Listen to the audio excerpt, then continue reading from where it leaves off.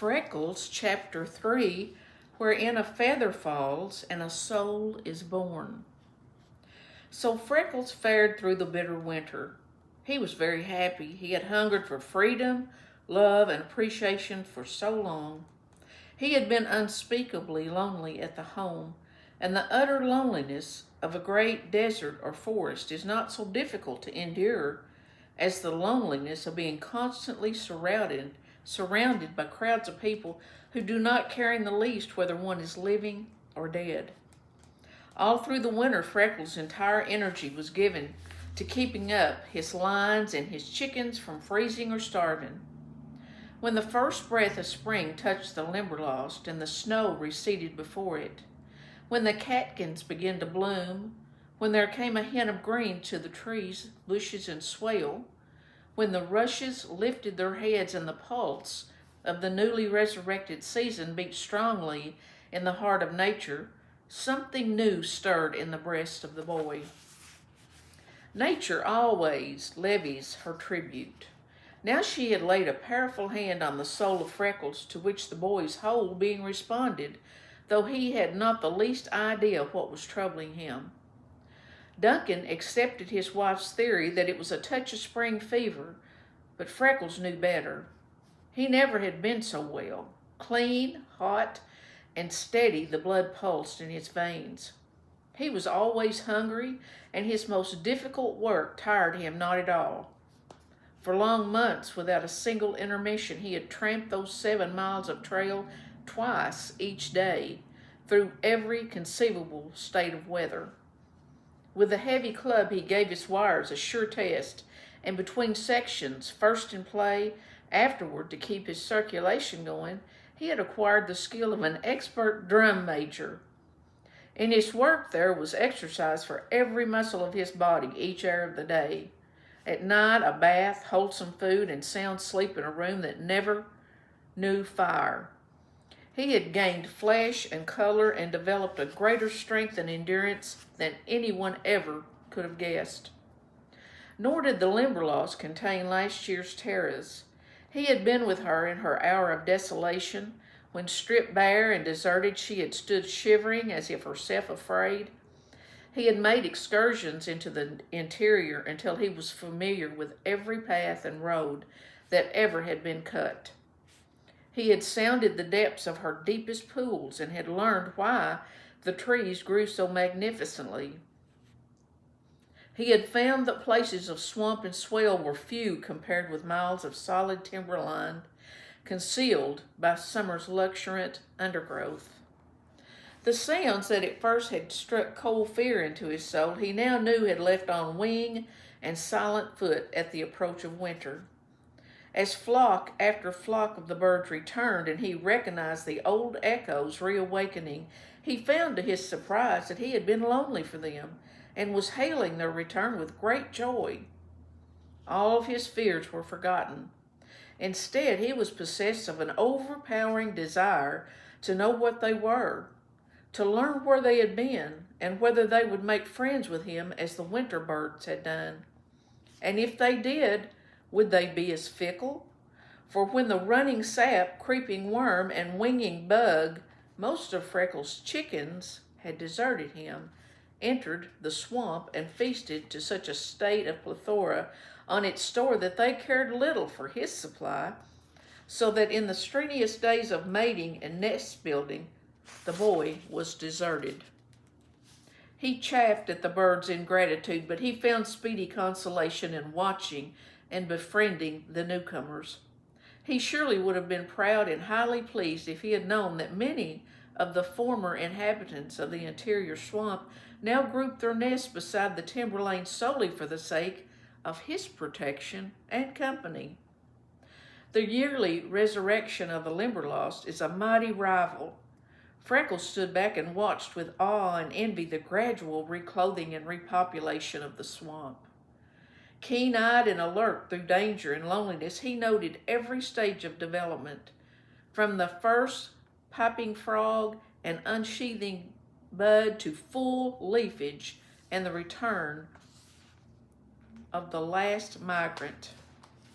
The knowledge of his complete loneliness and utter significance was hourly thrust upon him. He brooded and fretted until he was in a fever, yet he never guessed the cause.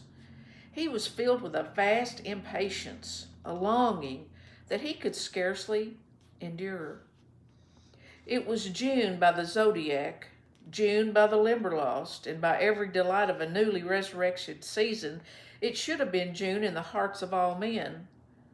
Yet Freckles scowled darkly as he came down the trail, and the running tap, tap that tested the sagging wire and telegraphed word of his coming to his furred and feathered friends of the swamp. This morning carried the story of his discontent a mile ahead of him. Freckles' special pet, a dainty, yellow-coated, black-sleeved cock goldfinch, had remained on the wire for several days past the bravest of all, and Freckles, absorbed with the cunning and beauty of the tiny fella, never guessed that he was being duped. For the goldfinch was skipping, flirting, and swinging for the express purpose of so holding his attention that he would not look up and see a small cradle of thistledown and wool perilously near his head. In the beginning of brooding, the spunky little homesteader had clung heroically to the wire when he was almost paralyzed with fright. When day after day passed and brought only softly whistled repetitions of his call, a handful of crumbs on the top of a locust line post, and gently worded coaxings, he grew in confidence. Of late he had sung and swung during the passing of Freckles, who, not dreaming of the nest and the solemn-eyed little hen so close above, though himself unusually gifted in his power to attract the birds. This morning the goldfinch scarcely could believe his ears and clung to the wire until an unusually vicious rap sent him spinning a foot in the air, and his psst came with a squall of utter panic. The wires were ringing with a story that birds could not translate, and Freckles was quite as ignorant of the trouble as they. A peculiar movement beneath a small walnut tree caught his attention. He stopped to investigate.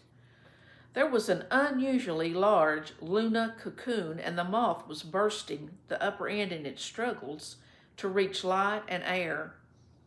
Freckles stood and stared. "There's something in there trying to get out," he muttered. "Wonder if I could help it. Guess I best not be trying. If I hadn't happened along, there wouldn't have been anyone to do anything, and maybe I'd only be hurting it. It's, oh, Skagany, it's just being born." Freckles gasped with surprise. The moth cleared the opening and with many wobblings and contortions climbed up the tree. He stared speechless with amazement as the moth crept around a limb and clung to the other side. There was a big pursy body almost as big as his thumb and of the very snowiest white that Freckles ever had seen. There was a band of delicate lavender across its forehead, and its feet were of the same color. There were antlers like tiny straw-colored ferns on its head, and from its shoulders hung the crumpled, wet wings. As Freckles gazed, tense with astonishment, he saw that these were expanding, drooping, taking on color, and small oval markings were beginning to show. The minutes passed. Freckles' steady gaze never wavered. Without realizing it, he was trembling with eagerness and anxiety as he saw what was taking place. "It's going to fly," he breathed in a hushed wonder.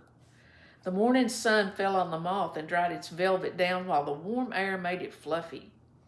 The rapidly growing wings began to show the most delicate green, with lavender foreribs, transparent, eye-shaped markings, edged with lines of red, tan, and black, and long, crisp trailers.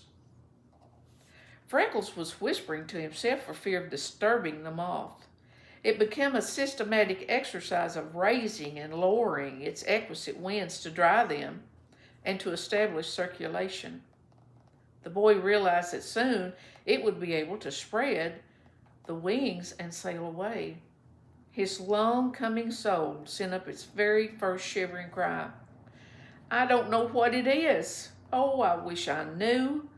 How I wish I knew. It must be something grand. It can't be a butterfly, it's too big.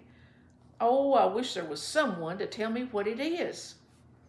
He climbed on the locust post and, balancing himself with the wire, held a finger in the line of the moss advance up the twig.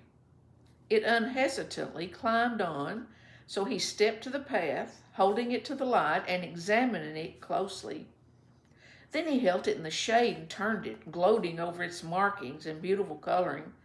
When he held the moth to the limb, it climbed on, still waving those magnificent wings. My, but I'd like to be staying with you, he said. But if I was to stand here all day, you wouldn't grow any prettier than you are right now, and I wouldn't grow smart enough to tell what you are. I suppose there's someone who knows, but of course there is. Mr. McLean said there were people who knew every leaf, bird, and flower in the Limberlost. Oh, Lord, how I wish you'd be telling me just this one thing. The goldfinch had ventured back to the wire, for there was his mate only a few inches above the man-creature head, and indeed he simply must not be allowed to look up, so the brave little fellow rocked on the wire and piped as he had done every day for a week. See me? See me? See you? Of course I see you, growled Freckles. I see you day after day, and what good is it doing me? I might see you every morning for a year and then not be able to be telling anyone about it. Seen a bird with black silk wings, little and yellow as any canary. That's as far as I'd get.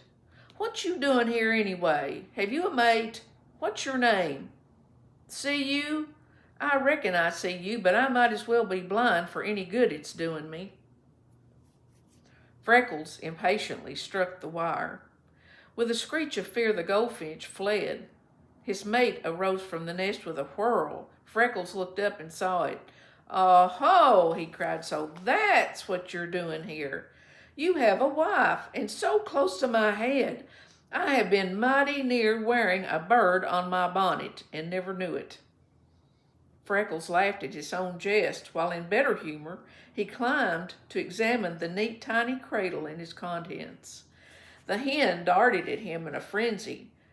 "Now where do you come in?" he demanded when he saw that she was not similar to the goldfinch. "You'll be clearing out of here. This is none of your fry. This is the nest of me little yellow friend of the wire, and you shan't be touching it. Don't blame you for wanting to see, though. My, but it's a fine nest and beauties of eggs. Will you be keeping away, or will I fire this stick at you?" Freckles dropped to the trail. The hen darted to the nest and settled on it with a tender, coddling movement. He of the yellow coat flew to the edge to make sure that everything was all right. It could have been plain to the veriest novice that they were partners in that cradle. "Well, I'll be switched," muttered Freckles. "If that ain't both their nest, and he's yellow and she's green, or she's yellow and he's green, of course. I don't know, and I haven't any way to find out, but it's plain as the nose on your face that they were both ready to be fighting for that nest. So of course they belong. Doesn't that beat you? Say, that's what's been sticking me all of this week on that grass nest in the thorn tree down the line. One day a bluebird is setting, so I think it's hers. The next day a brown bird is on, and I chased it off because the nest is the blues. Next day the brown bird is on it again, and I let her be because I think it must be hers. Next day, by golly, blue's on, and off I send her because it's brown's. And now I bet my hat it's both their nests, and I've only been bothering them and making a big fool of myself. Pretty specimen I am, pretending to be a friend of the birds, and so blamed ignorant I don't know which one go in pairs. And blue and brown are a pair, of course, if yellow and green are. And there's the red birds. I never thought of them. He's red and she's gray, and now I want to be knowing, are they all different? Why, no, of course they ain't. There's the jays all blue and the crows all black." The tide of Freckles' discontent welled until he almost choked with anger and chagrin. He plodded down the trail, scowling, blacking, and viciously spanging the wire. At the finch's nest, he left the line and peered into the thorn tree. There was no bird brooding. He pressed closer to take a peep at the snowy, spotless little eggs he had found so beautiful, when at the slight noise up raced 4 tiny baby heads with wide open mouth, uttering hungry cries. Freckles stepped back.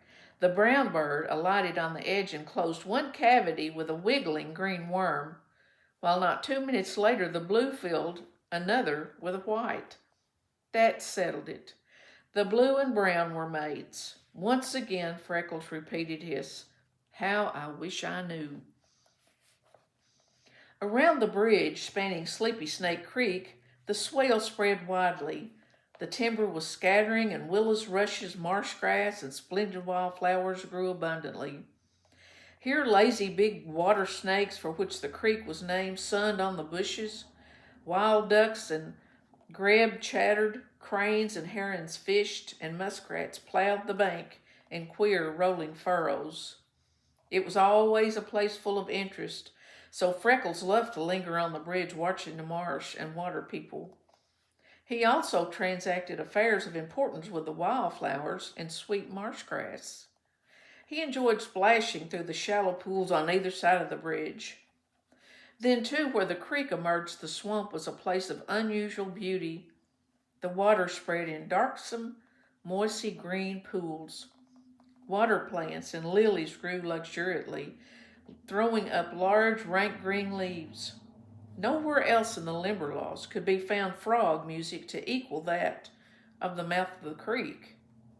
The drumming and piping rolled in never-ending orchestral effects, while the full chorus rang to its accompaniment through the season. Freckles slowly followed the path leading from the bridge to the line. It was the one spot at which he might relax his vigilance. The boldest timber thief the swamp ever had known would not have attempted to enter it by the mouth of the creek on account of the water and because there was no protection from surrounding trees. He was bending the rank grass with his cudgel and thinking of the shade the denser swamp afforded when he suddenly dodged sideways. The cudgel whistled sharply through the air and Freckles sprang back. From the clear sky above him, first level with his face, then skimming, dipping, tilting, whirling until it struck quill down in the path in front of him, came a glossy, iridescent, big black feather. As it touched the ground, Freckles snatched it up with almost a continuous movement facing the sky. There was not a tree of any size in a large open space. There was no wind to carry it. From the clear sky it had fallen, and Freckles, gazing eagerly into the arch of June blue with a few lazy clouds floating high in the sea of ether, had neither mind nor knowledge to dream of a bird hanging as if frozen there. He turned the big quill questioningly, and again his odd eyes swept the sky. "A feather dropped from heaven," he breathed reverently. "Are the holy angels molting? But no, if they were, it would be white. Maybe all the angels are not for being white. What if the angels of God are white and those of the devil are black? But a black one has no business up there. Maybe some poor black angel is so tired of being punished, it's for slipping to the gates, beating its wings, trying to make the master hear." Again and again Freckles searched the sky, but there was no answering gleam of golden gates, no form of sailing bird. Then he went slowly on his way, turning the feather and wondering about it. It was a wing quill, 18 inches in length, with a heavy spine, gray at the base, shading to jet black at the tip, and it caught the plate of the sun's rays in slanting gleams of green and bronze. Again Freckles, old man at the sea, sat sullen and heavy on his shoulders and weighted him down until his step lagged and his heart ached. Where did it come from? What is it? Oh, I wish I knew, he kept repeating as he turned and studied the feather with almost unseeing eyes, so intently was he thinking. Before him spread a large green pool filled with rotting logs and leaves bordered with delicate ferns and grasses among which lifted the creamy spikes of the arrowhead, the blue of water hyacinth, and the delicate yellow of the jewel flower. As Freckles leaned, handling the feather and staring at it, then into the depths of the pool, he once more gave voice to his old query. I wonder what it is. Straight across from him, couched in the mosses of a soggy old log, a big green bullfrog with palpitant throat and batting eyes lifted his head and bellowed in answer. Find out, find out. What? What's that? He stammered Freckles, almost too much bewildered to speak. I know you're only a bullfrog, but be jabbers, that sounded mighty like speech. Would you please be saying it over? The bullfrog cuddled contentedly in the ooze. Then suddenly he lifted his voice, and as an imperative drumbeat rolled it again. Find out, find out, find out. Freckles had the answer. Something seemed to snap in his brain. There was a wavering flame before his eyes, then his mind cleared. His head lifted in a new poise.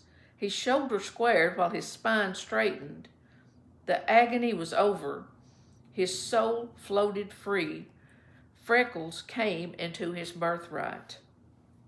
Before God I will, he uttered that oath so impressively that the recording angel never winced as he posted it in the prayer column.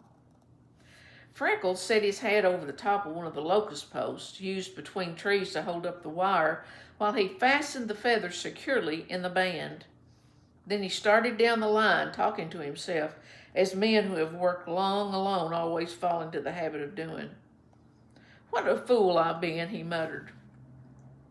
Of course that's what I have to do. There wouldn't likely anybody be doing it for me. Of course I can. What am I a man for?